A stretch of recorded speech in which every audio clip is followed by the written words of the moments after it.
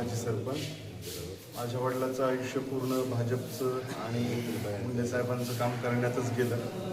आता ते माजी सरपंच आहेत, त्यांनी ॲक्च्युली त्याच्यातून रिटायरमेंट घेतली होती की आता राजकारण वगैरे करण्यापेक्षा थोडंसं घराचं काही बघायचं.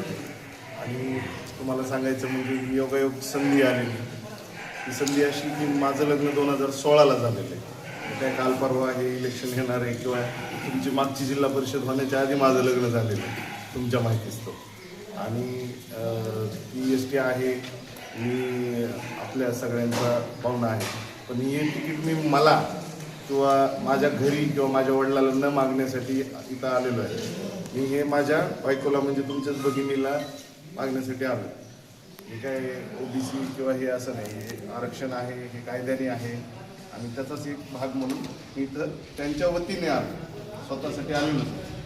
आणि राहिला विषय तर आमची काही इच्छा असली तरी शेवटी तुमची सगळ्यांची इच्छा महत्त्वाची. आणि तुमची इच्छा जी असेल ते ताईसाहेबांचा आदेशात रूपांतर होतं आणि त्याचंच रूपांतर तुम्ही लोक मतात करता. त्याच्यामुळं पहिली विनंती तुम्हाला घालणे, कारण तुम्ही तीच विनंती माझी तिकडं सादर करताल तर आम्हाला उमेदवारी मिळू शकते. ती मिळालेल्या उमेदवारीला तुम्ही पाठबळ देऊन का मतात रूपांतर करून विजय करू शकता. ही ताकद तुमच्याकडे आहे, तुमचा इतिहास आहे आणि त्याच्यासाठीच फक्त विनंती करायची होती.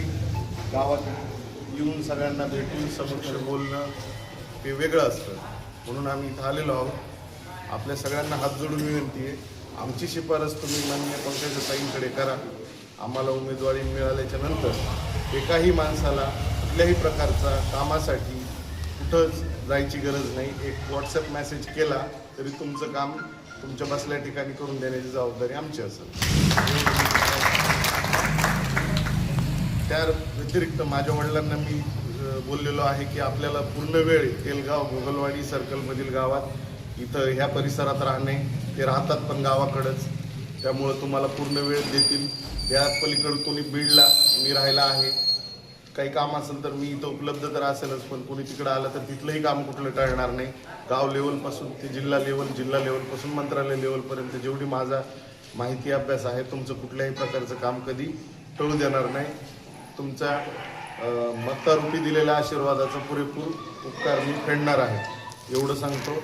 आणि तुम्ही सर्वांनी माझी शिफारस भाजपा उमेदवार म्हणून ताईसाहेबांकडे करावी ही परत एकदा विनंती करतो आणि थांबतो.